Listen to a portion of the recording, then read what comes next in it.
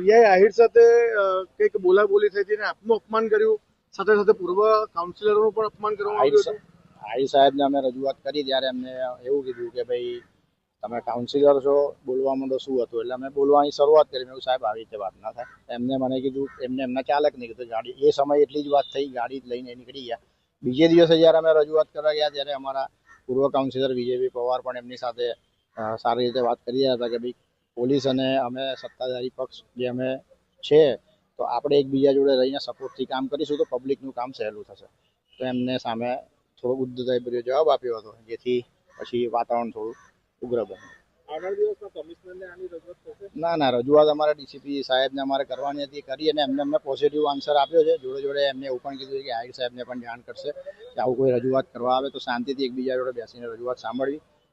ફરી અમે એવું હશે તો ગમે ત્યારે આહિર સાહેબને શાંતિથી મળી લઈશું. પરમ દિવસે 4 દરવાજામાં અમારા પાર્ટીના પ્રતિકભાઈ શાહ જે મહામંત્રી રહે છે લેરીપુરા દરવાજા પાસે, ત્યાં બહાર કોઈ કસ્ટમરોએ ગાડી પાર્ક કરી હશે, 2 વ્હીલર નોન પાર્કિંગમાં છે, એવી રીતે ફોટા પાડવામાં આવ્યા હતા ટ્રાફિક દ્વારા અને ઈ ચલણ આપવામાં આવ્યું હતું.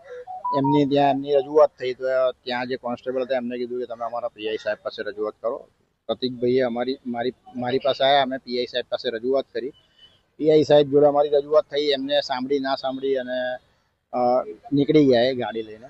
પછી અમે બીજે દિવસે અમારા 4 કાઉન્સિલર, એમાં અને પૂર્વ અમારા 2 કોર્પોરેટર જોડે જોડે પ્રમુખ મહામંત્રી શ્રી, અમે લોકોએ ફરી રજૂઆત કરવા ગયા કે ભાઈ સાચી હકીકત શું છે, 4 દરવાજામાં કઈ રીતે થાય છે, એની રજૂઆત અમે કરવા ગયા.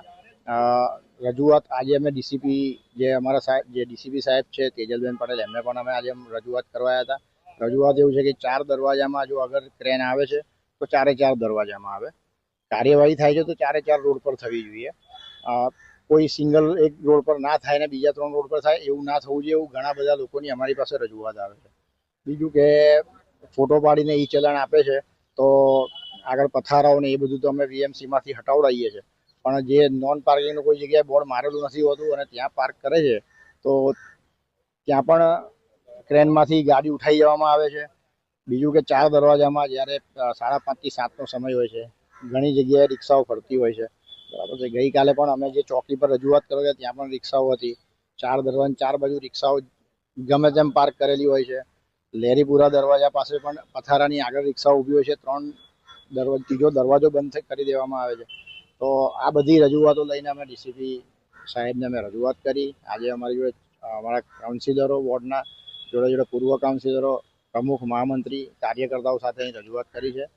ડીસીપી સાહેબે અમને ખૂબ સારો રિસ્પોન્સ આપ્યો છે. જોડે જોડે કીધું છે કે અઠવાડિયામાં અમે આ બધી જે તમે રજૂઆત કરી એનું નિરાકરણ લાવીશું, એવું અમને પ્રોત્સાહન આપ્યું.